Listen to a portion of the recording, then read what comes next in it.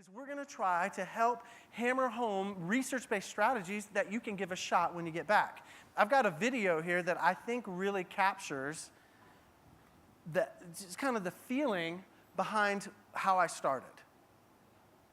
Hello, I'd like to order french fries, a burger, and a milkshake. This is a library. It's not working. I think that they might have got it fixed.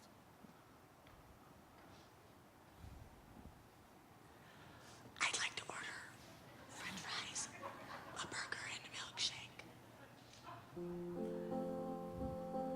So here's the deal.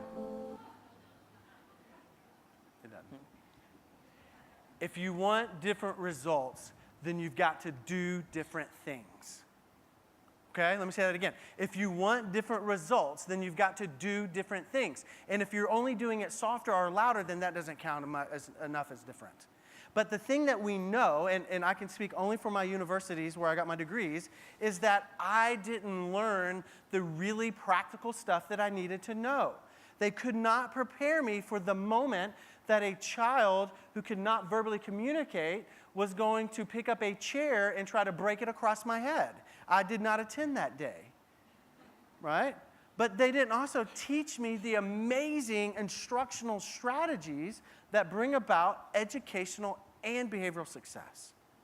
I was this guy trying to juggle all of this stuff, saying, well, I'm going to sprinkle a little of this for good behavior and sprinkle a little bit of that for academic instruction and then toss a little over here for some good communication. And I knew that I needed more. So I started digging, being mentored by some incredible people, and then started digging into the research to find out, well, what does the data say? And this is a TPAC model, and it was transformational for me. And one of our colleagues at the College of William and Mary actually developed this model, and this is what she said.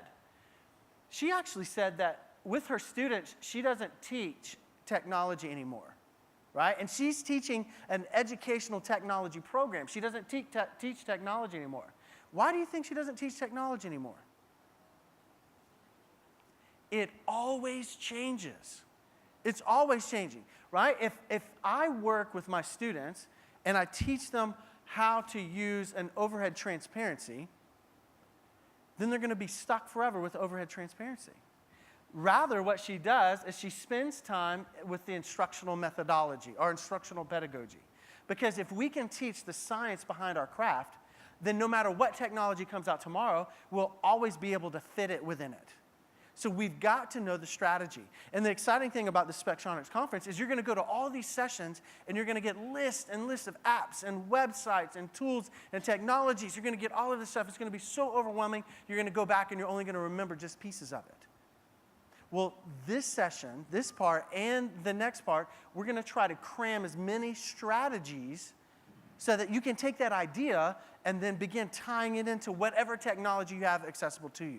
Because we all come from different places with different budgets, with different leaders who allow us access to different things. But the strategy never changes. So Jason and I have been doing work for quite a while on trying to find the best strategies that you can take and then plug them in to a variety of technology, right? And so we came up with 8 that we feel work very well at this, and we're going to be talking about the majority of these 8 throughout our time together today, right? And we had hoped to have this ready by now, and we're very close, but we've put together a little ebook, and we just call it the 8 Student Achievement Activators, and this is going to be ready very soon. So I think, do you have an iPad? Yeah, right over here. Okay, so Jason's going to send an iPad around, and if throughout our time together today, if you just want to go in and fill out the form, we'll make sure that when we have that ready here in a couple of weeks, that you will get that ebook that you guys can have access to, right? So we'll talk about it a little bit today, but then you guys will have this resource later. Now, before we really get in deep to the content, rather than us just throwing strategy, you need to have a framework to put those strategies in, right? And I don't know how familiar everyone here is with Universal Design for Learning, but it is the best framework for introducing strategies, right? Now, this is not a session on Universal Design for Learning, but I need to kind of kick it off so to make sure we're all on the same page. And you can't understand Universal Design for Learning without